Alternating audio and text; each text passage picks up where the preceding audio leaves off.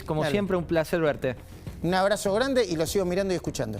Javier Milei, bienvenido, ¿cómo estás? ¿Qué tal, José? Un gusto estar aquí. Bueno, presidenciable. De golpe te miden para presidenciable cuando para muchos eras el científico loco hace un par de meses que hablaba de política. ¿Es una de tus aspiraciones? Mira, vamos a ponerlo al revés. Vos me conocés desde hace un tiempo. La pregunta es, parado en el 2019, ¿vos te imaginabas este reportaje así? No. Ok, pensar en el 2023, con las características que hoy presenta la economía argentina, me parece muy arriesgado, un ejercicio muy osado, por decirlo de alguna Bueno, pero te manera. voy a mostrar los datos, ya que los tenemos, viste que acá hay una producción que trabaja ahí mucho. No, está bien, quiero digamos, mostrarte... o sea, yo no voy a renegar de eso, lo que digo es... Sí, parás la pelota. A ver, parados hoy, mirar el 2023 me parece muy arriesgado, muy, no sé, no muy serio de mi parte. Sí, sobre todo en un país que hay congelamiento de precios por un fin de semana. Pero mirá la encuesta, dice, ¿cuán probable es que votes al espacio de liberales en general en las elecciones a presidenciales de 2023? Esta es una encuesta de la consultora CB. Dice, seguramente lo votaría un 5,9, no me interesa votarlo, 61%, y podría votarlo 16,2. Y hay un espacio más, una placa más con lo que sigue, que te dice, si tuviera que elegir entre estos precandidatos liberales para elecciones a presidente de 2023, ¿a quién elegiría? Y primero en esta liga, con 13,7, apareces vos, pero vos decís, ojo muchachos, esto es futurología. Claro, me parece que es muy prematuro en un país que muestra las características que tiene hoy Argentina. Argentina, sinceramente, no solo los desequilibrios que acarrea estructuralmente, que ha hecho de ser el país más rico del mundo a inicio del siglo XX, hoy sea 120, sino los que tiene que ver con la coyuntura presente. Si vos te fijás, el desequilibrio fiscal para este año está en zona de riesgo, ¿no? Porque 8% del PBI, si sumás nación, provincia, municipio y el Banco Central. Ahora mirá, para tener un orden de magnitudes, porque aparte venimos de 11 del año pasado. Fíjate esto, el Rodrigazo fue con 14 puntos el PBI. La tablita cambiaria en el 82 con 11. La hiperinflación de Alfonsín en el 89 con 8. La convertibilidad voló por los aires con 7. Es decir, 11 el año pasado fue un disparate y si a este año le sumás 8 más, ya digamos tenemos un problema enorme. ¿Dónde está escondido eso? Eso está escondido adentro del balance del Banco Central. Entonces, vos hoy tenés un desequilibrio monetario de más de 10 veces a 1, que tiene que ver con la potencialidad de expandir la oferta, ya sea por lo que tiene que ver con las LELIQs y los pases que tenés y por el déficit que tenés que financiar, que eso te podría hacer multiplicar la cantidad de dinero por 3,5 veces, y el sobrante de dinero propio de vos tener restricciones en el mercado de cambios, y eso porque vos tendrías menos pesos que los que hay, pero como no te dejan comprar dólares, entonces hay una masa de pesos no deseados, pero están ahí artificialmente, y eso también es entre 3 y 4 veces. Entonces yo multiplico 3 por 3,5, me da 10,5. Quiere decir que yo tengo escondido debajo de la alfombra 950% de inflación. A eso le tenés que sumar que la brecha cambiaria, vos tenés más de 100% de brecha, si mirás contra el contado con liqui, pero ¿cuál es el punto? El punto es que vos tenés una montaña de regulaciones que hace que el Everest parezca enano. Sí, ahí hay una habilidad que tiene el gobierno kirchnerista y la ha tenido en oportunidades anteriores, que cuando vos llevas esto a una pelea del Banco Central, para la mayoría de la gente le suena lejano. No me refiero a vos, Milei, sino a cómo se maneja. En la época por ahí de Macri, en la última etapa, era más claro el tema de las metas de inflación, que no se cumplieron, era más claro también el tema de los objetivos que tenía el banco, pero ahora, como es una pelea más técnica, cuando estás dentro de las huestes del central, por ahí no es tan cercana. ¿Cómo crees que esa crisis se palpa en el común de la gente? A ver, hoy, si todo le sale bien al gobierno, el PBI per cápita va a estar 15% por debajo del 2011. El salario real es el del 2004. Cuando vos tomás el PBI per cápita está en niveles del 74. Cuando tomás el nivel de productividad está en los niveles del año 50. O sea, el conjunto de riqueza que genera el habitante promedio de la Argentina. Exacto, en un periodo de un año. Está para atrás. Entonces, y la contracara de esto es que tenés 40% de pobres medido por línea de ingreso, pero si corregís por aquellos que no tienen acceso al agua potable, que no tienen acceso a la luz y el gas, ese número trepa el 55%. Además tenés 11% indigentes, o sea, hay 5 millones de argentinos que no le alcanzan para comer. Entonces, vos si te fijás, tenés una coyuntura mucho peor que la que tenías previo al Rodrigazo, pero estás arrancando con 10 veces más de pobres. Sí, una foto muy compleja. Javier, quiero compartirte al presidente de la Nación, Alberto Fernández, que te usó, entre comillas, en un discurso de la siguiente manera. Él gestó la encuesta. Él gestó no lo sé, veamos. Si Milei no quiere hablar, que se quede encerrado con aquellos compañeros que tiene, que reniegan de la diversidad y niegan el terrorismo de Estado. Nada que hablar tenemos con ellos, que se queden allí. Si Milei no quiere hablar, que se quede solo, dijo el presidente. Muy desafortunada la frase del presidente, porque la realidad es que comete 3 errores groseros. El primero es cuando habla de que digamos que apoyo el terrorismo de Estado. Para apoyar el terrorismo de Estado debería haber estado. Tendremos que contarle al presidente, quizás no lo sepa, dudo que no lo sepa, que yo filosóficamente soy anarcocapitalista.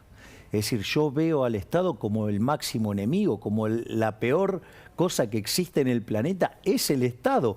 Por lo tanto, sin Estado no habría terrorismo de Estado. Primer punto que habría que contarle al presidente, con lo cual es una contradicción.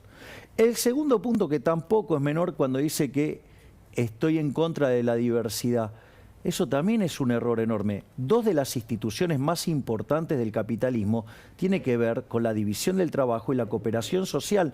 La división del trabajo parte de asumir el hecho de que afortunadamente todos somos distintos y eso hace que tengamos distintas especializaciones y eso permite aumentar la productividad vía el comercio y es más, de hecho el comercio genera paz. El propio Bastiat decía que donde hay comercio no entran las balas. Entonces eso también está mal y después, a ver, el que dijo primero que no se quería sentar con él era yo. Porque yo le dije que yo no me siento ni con tiranos ni con inmorales. Y cualquier presupuesto que tenga déficit fiscal es inmoral, porque lo tenés que financiar. Si lo financiás con deuda, se lo cargas a las generaciones futuras. O sea, la fiesta tuya se la pasás a tu nieto, digo, nada, locura, ¿no? Si lo financiás con emisión monetaria, terminás generando inflación, terminás castigando a los más vulnerables. Y si lo financiás con nuevos impuestos, castigás al sector privado que produce y de vuelta, porque lo estás robando. Por lo tanto, yo no le voy a aprobar ningún presupuesto que tenga déficit fiscal. Y además, no solo eso, si lo va a ajustar, lo tiene que ajustar en la política, no sobre el sector privado. Javier, le voy a saludar a Pablo Fernández Blanco. Pablo, buenas noches, ¿cómo estás? ¿Cómo estás, José? Muy bien. Javier, de todas maneras vos ingresaste al Congreso. Imagínate que te llama Cristina Kirchner. ¿Irías al Senado a tomarte un café con ella, a charlar de economía y política o no? Me parece que en este contexto que ahora soy político, digamos, ahora no, mi actividad no es la de economista profesional, me parece que no es el momento adecuado. ¿No es el momento adecuado? Pero te tomarías, no irías a verla a Cristina. No, yo digamos, o sea, hoy me parece que mi rol es trabajar en la construcción de una forma distinta de encarar la política, que tiene que ver con esto de lo que yo digo es separar colectivistas, sí, de los que abrazan la libertad. Y dentro de los colectivistas están los radicales, que es la Internacional Socialista, está la Coalición Cívica, está las Palomas de Juntos por el Cambio, está el kirchnerismo y está, digamos, los distintos aspectos de la izquierda, como quiera llamarla. Y del otro lado están los liberales clásicos, los minarquistas, los libertarios, los paleolibertarios, que son los conservadores. Podría decirse que está también el peronismo republicano, el peronismo federal, el menemismo y obviamente los halcones. ¿Por qué para mí esto es muy importante? ¿Sabes por qué es muy importante? Básicamente porque tener un ordenamiento ideológico. Esto de armar alianzas para ganar una elección no funcionó con la alianza, no funcionó con la experiencia de Cambiemos y uno en algún momento dijo, bueno, entonces ¿acaso lo puede gobernar el peronismo? ¿Qué nos está demostrando este gobierno? Que ni el peronismo puede manejar algo tan heterogéneo, aun cuando ellos son súper verticalistas. Entonces, desde mi punto de vista, lo que uno necesita es un reordenamiento de la política en términos ideológicos. ¿Para qué? Para que cuando vos llegás con mandato, porque si no, ¿cuál es el problema? Supongate, vamos a hacer este caso, supongamos que yo construyo un frente, digo, para darle luz al juego del 2023, suponete eso. Entonces hago un frente muy amplio y entonces, o sea... A lo Larreta decís. Un frente entonces amplio. llegás y sí, pero por favor, con esa paloma socialdemócrata con fuerte vocación de intervenir, no. No convivís. No, y él conmigo tampoco, porque sabe que yo no transo. Así que como él sabe que yo no transo, él no puede contar conmigo porque yo no estoy para eso. Y además, pero fíjate, ahí tenés un problema. ¿Por qué? Porque también, digamos, tenemos discrepancias ideológicas. Y el día que vos vas a hacer lo que tenés que hacer, ¿qué pasa? Si las encuestas le dan que pierde un puntito de imagen positiva, le agarra un ataque de nervios y te echa. O sea, y abandona todo. O sea, con lo cual, digo, no, ahí no. Pero por eso lo pongo del lado de los colectivistas, no lo pongo de los que abrazamos las ideas de la libertad. Y en ese contexto, ¿qué pasa si vos armás una...? El problema es que cuando vos querés ir para algún lado, los distintos componentes de ese armado político te tiran para cualquier lado. Entonces, por ejemplo, yo lo escucho a Macri. Macri tiene una vocación liberal. Él, no del corte que tengo yo, digo, hay distintas familias liberales. Él es más tirando un liberal clásico. Ok, pero cuando él llegó, esta es una hipótesis mía, digo, me encantaría preguntársela.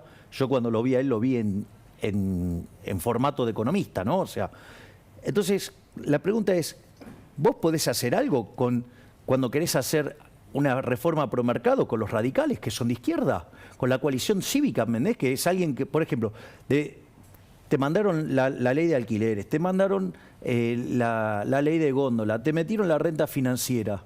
¿Cómo podés gobernar con esos? Javier, hablando de gobernar, él fue disjockey, por ahí lo conoces de Mar del Plata, después ocupó cargos en la ANSES, vicepresidencia, y quiso quedarse con la máquina de hacer billetes. Pero ahora lanzó su propio partido, me refiero a Amado Vudú. Quiero que lo veas y me des tu opinión. Mira. Que nadie se equivoque. Soberanas, soberanos, no viene a romper nada, viene a ayudar a sanar la patria con el gobierno de Alberto Fernández, con el liderazgo de Cristina Fernández de Kirchner, con la tradición del peronismo, para tener una patria libre, justa y soberana. En el Fondo Monetario Internacional y en la relación de la Argentina con el Fondo Monetario Internacional podemos contar parte de esa historia. Porque este problema claramente no lo inventó el presidente Alberto Fernández. Este problema en esta etapa lo vino a encadenar a la Argentina Mauricio Macri y su gobierno. La cara que pone. Soberanex, ¿qué opina Javier de este espacio nuevo? No, a ver, yo creo que está bueno, digamos, que cada uno quiera armar su propio espacio, digo. Lo decís por experiencia propia. Digo, aparte es una experiencia, hay que remar, digamos, fuera de los portaaviones, y no es fácil. Pero, no sé, lo que me causa gracia es lo que dice el Fondo Monetario Internacional, porque él es economista, él sabe cómo funciona esto. Argentina no es que... A ver, Argentina fue al Fondo Monetario Internacional porque no podía refinanciar su deuda, ¿sí?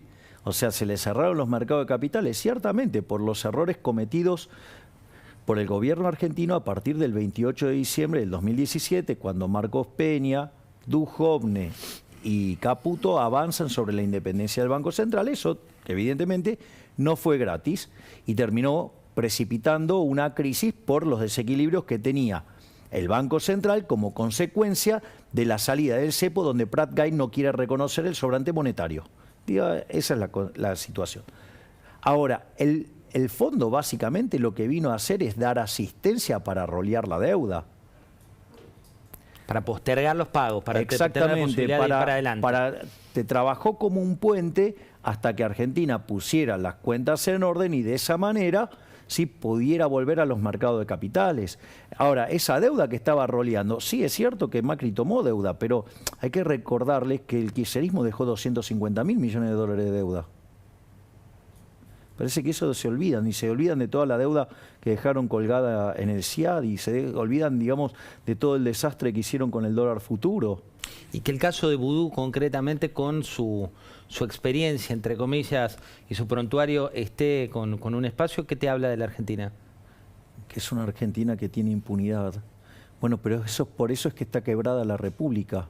Uno de mis ejes fueron, cuando yo hice el planteo en el debate, fue mostrar que la República estaba quebrada. O sea, vos, ¿cómo es la construcción de la República? Vos tenés el Ejecutivo, que vendría a ser la asimilación con el monarca, pero ¿cuál es el problema del monarca? Que puede derivar en ¿qué? En tirano. Después, vos tenés el Parlamento trata de asimilar ¿con qué? Con la aristocracia. Tío, acá la aristocracia seguro que no, porque no es el gobierno lo mejor, es seguro, pero ¿en qué puede derivar? En oligarquía. Y para que eso no pase, tendría que funcionar bien la justicia. Como la justicia no funciona, el Ejecutivo se convirtió en un tirano, porque efectivamente Alberto Fernández se maneja como un tirano y como un inmoral, y por otra parte el Congreso claramente se convirtió en una oligarquía. Por lo tanto, si acá hay impunidad, entonces si vos perteneces a la casta, hacés lo que se te da la gana. Javier, ¿cuánta ansiedad te genera, ahora que sos diputado electo, cuánta ansiedad te genera entrar al Congreso de la República Argentina? Nada, no soy un tipo que vive con ansiedad. Cuando llegues a ese día D, digo, vos hiciste tu campaña, cantaste, recitales, bueno, culturalmente como te planteaste como disruptivo. Cuando llegues al Congreso... ¿A vos no te parece que lo soy? Por eso. Bueno, Cuando llegues al Congreso, ¿qué se van a encontrar tus nuevos compañeros de la casta política, como le decís vos? Bueno, básicamente lo que nosotros estamos proponiendo desde La Libertad de Avance es un planteo de la política, pero desde una perspectiva moral. Desde la perspectiva moral hay cosas que nosotros no vamos a hacer. ¿Por ejemplo? Por ejemplo, jamás vamos a ir contra la vida, jamás vamos a ir contra la libertad, jamás vamos a ir contra la propiedad, jamás vamos a subir impuestos, jamás vamos a crear nuevos impuestos. Vos sabés que si haces esa raya, quedaron todos. ¿Cuántos proyectos te quedan afuera de...? Y bueno, pero claro, pero esto es lo interesante, que por ejemplo, vos fíjate que yo te hice un análisis del presupuesto, ¿no? ¿Y desde dónde lo encaré? Desde lo moral. Te digo, si tiene déficit fiscal es inmoral, ¿no? Porque si lo tomo, si financio con deuda, castigo de generaciones futuras; si lo hago con emisión monetaria, castigo a los más vulnerables, al margen de los efectos negativos al distorsionar el sistema de precios, y castigo también, digamos, a los pagadores de impuestos si les subo los impuestos, o sea, porque los estoy confiscando. Javier, este fin de semana tuvimos fuegos artificiales, en este caso el secretario de Comercio Interior, el sucesor de Guillermo Moreno y de Paula Español, anunció un acuerdo de precios para el fin de semana. Estamos hablando de 48 horas que si vos comprabas carne, pero cuando rascabas la bajada de esa noticia, que es algo que tenemos que hacer siempre, el acuerdo era con el 20% de las cadenas de comercialización, con los supermercados, cuando 8 de cada 10 productos vinculados con la industria de la carne se venden en otro rubro, con lo cual te diría que bordeaba un poco el fuego artificial esa noticia. ¿Este tipo de anuncios qué te generan? A mí me parece, primero, una medida ridícula, ¿no? Porque, digo, un acuerdo por esas características. Ahora, lo que a mí me sorprende, y eso cuando hacen este tipo de cosas los ponen... Cuando yo digo, Alberto es el rey de la casta, ¿por qué? Porque él sabe que los controles de precio no funcionan. Él, cuando estaba fuera del gobierno, criticando a Cristina Fernández de Kirchner, le decía: no mande a los chicos de la cámpora a los supermercados, ni a Moreno, sino que mande a los chicos de la cámpora a que le pregunten a Mercado del Pon cuánto está emitiendo, porque ahí está el origen de la inflación. Entonces, cuando él estaba fuera del poder, la culpa sí estaba sobre el Estado. Ahora que él está dentro del Estado y es parte del gobierno, entonces ahora no. Es decir, la culpa de los empresarios, de todo el mundo, menos del... Bueno, eso es una aberración. Segundo, digamos, los controles de precios nunca funcionaron en la historia. Hay un libro que se llama 4000 años de control de precios y salarios. ¿Cómo no? 4000 años. Claro, y arranca haciendo un relevamiento desde el 2800 a.C., en la quinta dinastía de los sumerios. Nunca funcionaron. ¿Sabes un lugar donde nunca funcionaron? En Argentina, desde que tenés Banco Central. ¿Sabes cuál fue el único periodo que no hubo inflación? Durante la convertibilidad, justo cuando los precios eran libres. Y no solo eso, ¿por qué no funcionan? Primero porque El sistema de precios es un mecanismo de transmisión de información. Si vos para un mismo bien vas a estar, lo ponemos en otro término, mirá, vos tenés que pasar por el semáforo y están prendidos a la vez la luz roja y la luz verde. ¿Qué haces?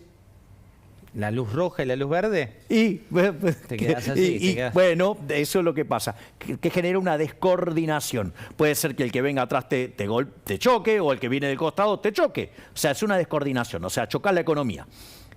Y lo otro, que es parte de este problema, es que en realidad, suponete que yo te vendo mis anteojos y vos me das determinada cantidad de dinero.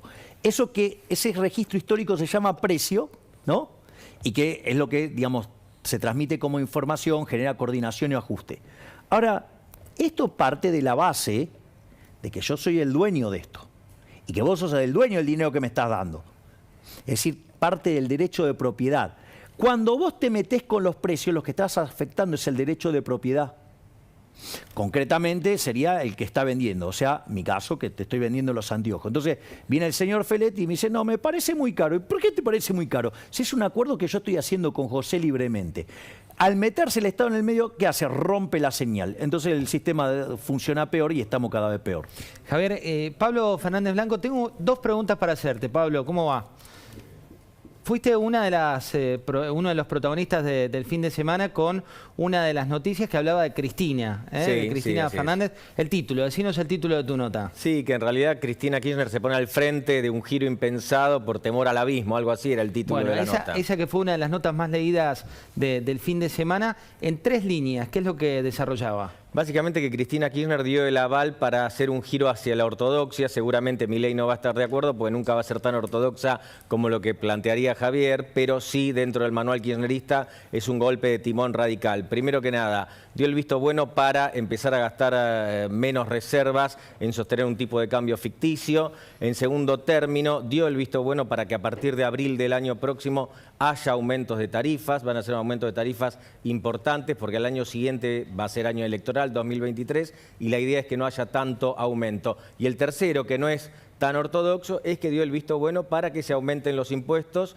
y tuvimos 2 ejemplos esta semana. Uno muy conocido, el impuesto llamado tasa, mal llamado tasa en mi opinión, a los productos envasados y también a ciertas operaciones con Bitcoin, porque vos sabés muy bien que el déficit fiscal se puede resolver o achicando el gasto o también aumentando los ingresos. Todo esto que es nuevo, antes Cristina no había dado el ok y ahora sí, quizás tiene algo que ver con este espíritu pre-Rodrigazo que estaba, el fantasma pre-Rodrigazo que estaba volando sobre la Argentina. Bueno, Cristina Kirchner dio el visto bueno para todas estas cosas y es una rareza. Javier, la última tiene que ver con una Cristina ortodoxa.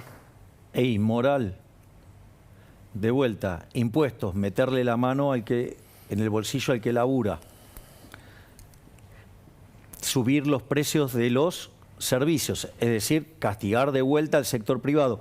¿Por qué no recalibran toda la ecuación económica financiera de los contratos y le quitan impuestos? ¿Sabías que la mitad del precio que vos pagás de las tarifas es impuestos? Es decir, que el esfuerzo que lo hagan, sí, los políticos. Y no solo eso, sino que además, tener un acuerdo con el fondo no te va a asegurar nada. En diciembre del 2000, De la Rúa anunciaba con bombos y platillos el blindaje. Y terminamos en la peor crisis de la historia argentina. Así es que, en realidad, de vuelta, pero fíjate, el ajuste siempre sobre ¿quién? Sobre el sector privado, nunca sobre la política. Y eso es lo que yo me comprometí con los argentinos, digamos, con los porteños que decidieron acompañarnos en La Libertad Avanza, es que jamás vamos a ir contra los argentinos de bien. Nosotros queremos que el ajuste lo pague la política, no los argentinos de bien que se ganan el pan con el sudor de su frente. Javier, muchas gracias. Gracias a vos, José. Bueno, y ahora